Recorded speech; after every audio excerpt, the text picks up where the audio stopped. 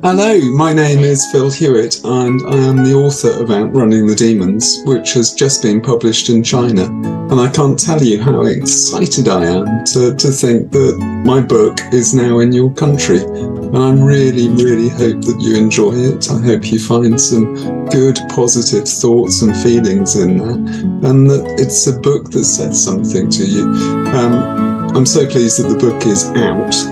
But the irony is, of course, that the book started in a very dark, very horrible place. I was in South Africa watching a cricket match. Cricket is a big national obsession in the UK, and I adore cricket. And I had the chance to see a cricket game in South Africa. And I was a little bit naive, a little bit stupid. And after the match, I walked back through a very dangerous part of Cape Town. And very quickly, I was stabbed. I was robbed. My camera was taken.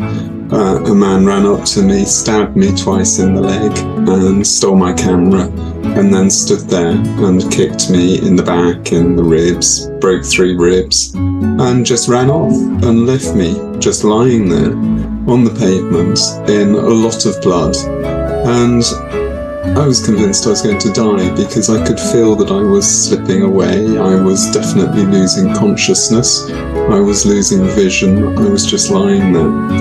And I'm so fortunate because a pizza delivery driver came by, stopped and rescued me and took me to hospital.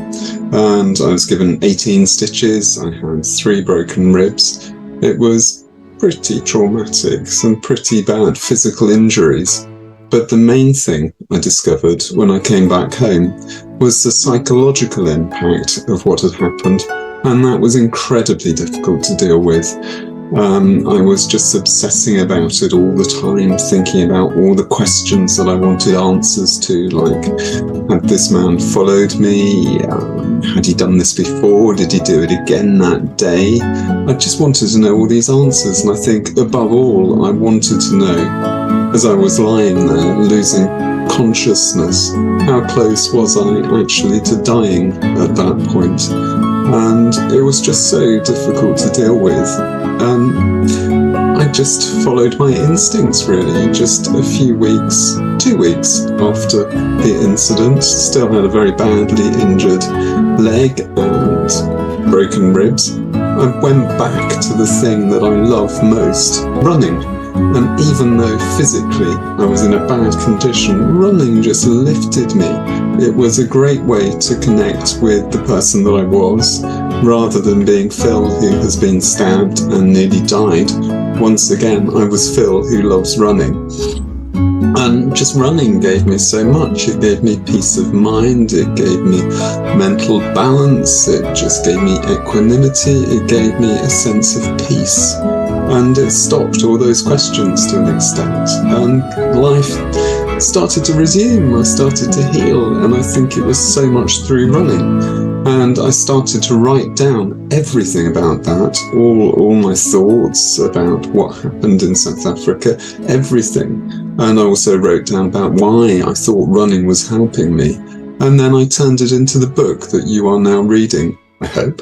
And it's a book which is partly about my experience, but it's also much broader.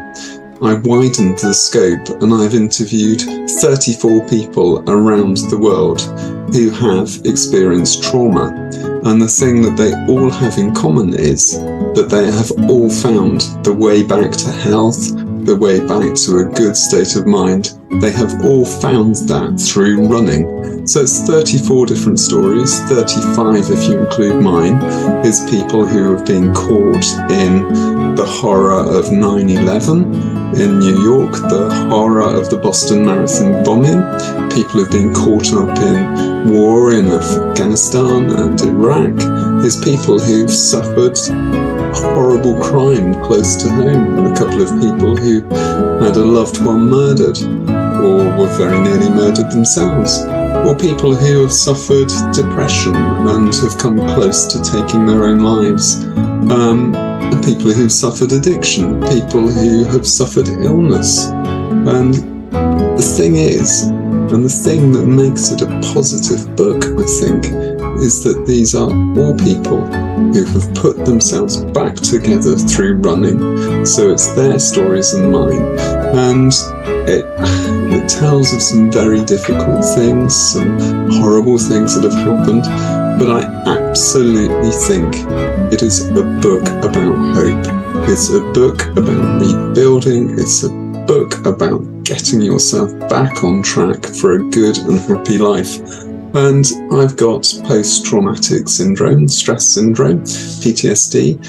And in some ways my life is still quite difficult. 7 years after the stabbing, I'm very jumpy, what they call hypervigilant. If there's a sudden noise, I leap out of my skin. I know my concentration is poor. I know my memory is poor. And I know my sleep is poor because of what happened. But the really odd thing is, if you are in a situation where you are convinced, absolutely convinced you will be dead within a few minutes, but you survive, if you come back from that, the difficult things in life are more difficult. But the fantastic thing is, if you have come close to death, then the good things in life are so much better. And since the stabbing, both my children, Adam and Laura, have qualified as doctors. And of course, even if I had not been stabbed, I would have been incredibly proud.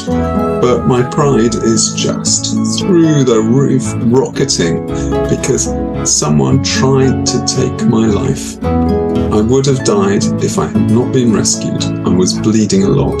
Someone tried to kill me. But the fact is, my children spend their every working moment protecting life, preserving life. So, although, yes, the bad things, the difficult things are more difficult, the good things are so much better.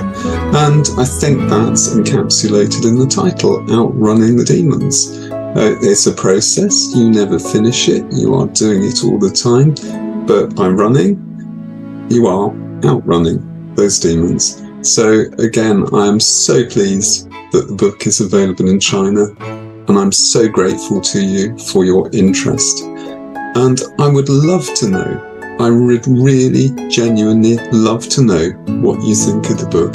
Please do tell me. Please get in contact on Facebook. I'm on Facebook or Twitter. On Twitter, I am Marathon Addict, predictably. So I'd love to hear from you.